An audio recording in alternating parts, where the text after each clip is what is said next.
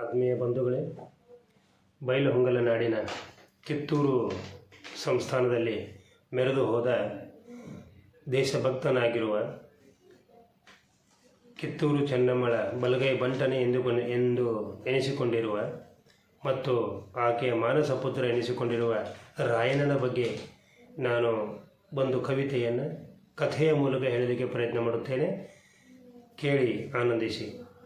ನನ್ನ ಕವಿತೆಯ ಶೀರ್ಷಿಕೆ ರಾಯಣ್ಣ ಅನ್ನೋ ಹೆಸರಿನಲ್ಲಿ.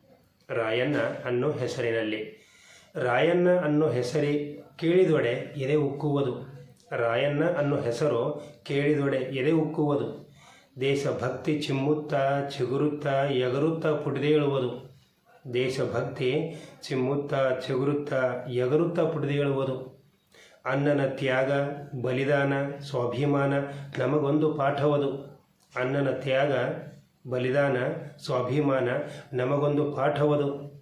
ಸಮರ್ಪಣೆ, ಅರ್ಪಣೆ, ತರ್ಪಣೆ, ಕರುಣೆ ಇತ್ಯಾದಿಗಳಿಗೆ ಉದಾಹರಣೆಯಾಗಿರುವುದು.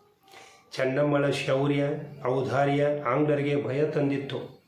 ಚೆನ್ನಮ್ಮಳ ಶೌರ್ಯ, ಔದಾರ್ಯ ಆಂಗ್ಲರಿಗೆ ಭಯ ತಂದಿತ್ತು. ಕಾರಣ, ರಾಯಣ್ಣ ಎಂಬ ಸಿಂಹ ಅವಳೊಂದಿಗಿತ್ತು. ವಿನಮ್ರತೆ, ವಿನಯತೆ, ತನ್ಮಯತೆ ಕಿತ್ತೂರಿನ ಸಂಪತ್ತಾಗಿತ್ತು.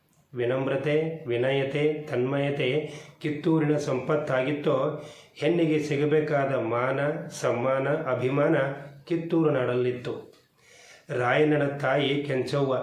ತಾಯಿ ಎನಿಸಿಕೊಂಡ ಹೆಣ್ಣಿಗೆ ಹೊನ್ನಿನ ಕಳಸವಾದವಳು.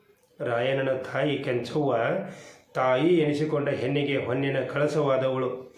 ದೇಶಭಕ್ತಿ, ಧೈರ್ಯ, ಸ್ಥೈರ್ಯ, ಶೂರತೆಗಳ ತುಂಬಿದವಳು. ದೇಶಭಕ್ತಿ, ಧೈರ್ಯ, ಸ್ಥೈರ್ಯ, ಶೂರತೆಗಳ ತುಂಬಿದವಳು. ಬೆನ್ನ ಮೇಲೆ ಬೀಸುವ ಕಲ್ಲು ಹೇರಿಸಿದ್ದ ಕುಲಕರ್ಣಿ ಎದೆಯಲ್ಲಿ ಭಯ ಮೂಡಿಸಿದವಳು. ಬೆನ್ನ ಮೇಲೆ ಬೀಸುವ ಕಲ್ಲು ಹೇರಿಸಿದ್ದ ಕುಲಕರ್ಣಿಯ ಎದೆಯಲ್ಲಿ ಭಯ ಮೂಡಿಸಿದವಳು. ಕಂದಾಯ ಕೊಡೋದಿಲ್ಲೋ ಎಂದು ಶಡ್ಡು ಹೊಡೆದು ಕಿಡಿಕಾರಿದವಳು. ಕಿತ್ತೂರಿನ ಅನೇಕ ಹಿರಿಯ ಹಿಂಬಾಲಕರೊಂದಿಗೆ ತಾಯಿ ಚೆನ್ನಮ್ಮಳ ಬೆಂಬಲದೊಂದಿಗೆ, ಅಪರೂಪ ದೇಶಭಕ್ತ ಸೈನಿಕರೊಂದಿಗೆ, ಪ್ರಾಣ ಲೆಕ್ಕಿಸದೆ ಇರೋರೊಂದಿಗೆ, ತ್ಯಾಕರೆ ಸೈನ್ಯದೊಂದಿಗೆ ಘನಘೋರ ಯುದ್ಧ ಮಾಡುವುದರೊಂದಿಗೆ, ಆಂಗ್ಲರನ್ನು ಸೋಲಿಸಿ, ಅಂಜಿಸಿ, ನಡುಗಿಸಿ, ಕಡೆಗಣಿಸಿ ಮರಳಿ ಬಂದ ರಾಯಣ್ಣ ಅಪ್ರತಿಮ ಸೈನ್ಯದೊಂದಿಗೆ. ರಾಯಣ್ಣ, ಕಿತ್ತೂರು ಚೆನ್ನಮ್ಮ, ಬಿಚ್ಚುಗತ್ತಿ ಭರಮಣ್ಣ, ಅಮಟೂರು ಬಾಳಪ್ಪ ಎಲ್ಲರೂ ಇಂದು ಪ್ರಸ್ತುತ. ರಾಯಣ್ಣ, ಕಿತ್ತೂರು ಚೆನ್ನಮ್ಮ, ಬಿಚ್ಚುಗತ್ತಿ ಭರಮಣ್ಣ, ಅಮಟೂರು ಬಾಳಪ್ಪ ಎಲ್ಲರೂ ಇಂದು ಪ್ರಸ್ತುತ.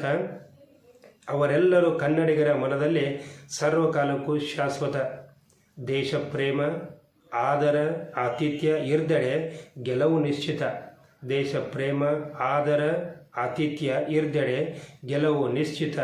ರಾಯಣ್ಣ, ಚೆನ್ನಮ್ಮರಂತೆ ಸದಾ ಹಸುರಾಗಿರುವವು ಖಂಡಿತ. ಇದೊಂದು ಸಣ್ಣ ಕವಿತೆಯಾಗಿದ್ದು ತಮ್ಮ ಅಭಿಪ್ರಾಯವನ್ನು ಕಮೆಂಟಿನ ಮೂಲಕ ತಿಳಿಸಬೇಕೆಂದು ನಿಮ್ಮಲ್ಲಿ ನಾನು ಕೇಳಿಕೊಳ್ಳುತ್ತೇನೆ. ಧನ್ಯವಾದಗಳು.